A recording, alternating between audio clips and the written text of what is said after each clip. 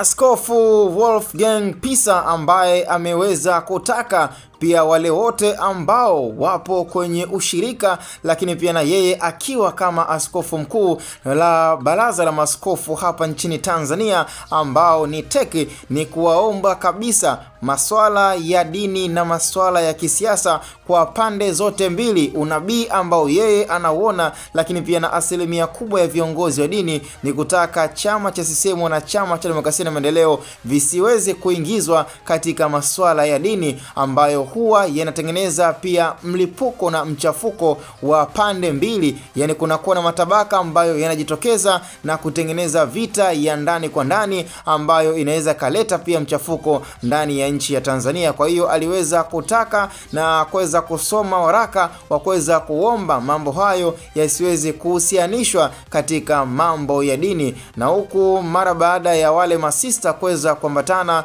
na Rais Samia Suluhu Hassan ambao pia na wao walionekana kupewa onyo la kutorudia tena, yani kwa kiongozi yoyote wa kanisa Katoliki ambaye inaonekana kuweza kuhusisha masuala ya dini na masuala ya kisiasa, basi huenda likatokea lolote na tamko kali kutoka kwa Wolfgang Pisa, askofu mkuu lakini pia wa kanisa Katoliki kwa hapa nchini Tanzania. Sasa ukiangalia kwa mujibu wa alivyozungumza na waraka ambao uliweza kusomwa na kuweza kuwekwa hadharani, ili mradi pia kwa wale wapenzi wa chama cha Demokrasia na Maendeleo na kwa wale pia wapenzi wa chama cha CCM kuhakikisha kabisa kwamba wanazingatia na wanatekeleza pia ilani hiyo ya dini, lakini pia na kuweza kutekeleza pia na ilani pia ya kanisa Katoliki ambalo wao kama wao wanaona kabisa kwamba itakuwa ni vyema kwa mambo ya kidini na mambo ya kisiasa yasichanganywe sehemu moja. Huwezi kuchanganya soda na pombe,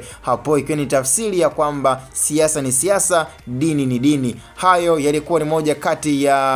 maamuzi lakini pia na msingi uliotengenezwa na Baraza la Maaskofu ambaye pia linaongozwa na Wolfgang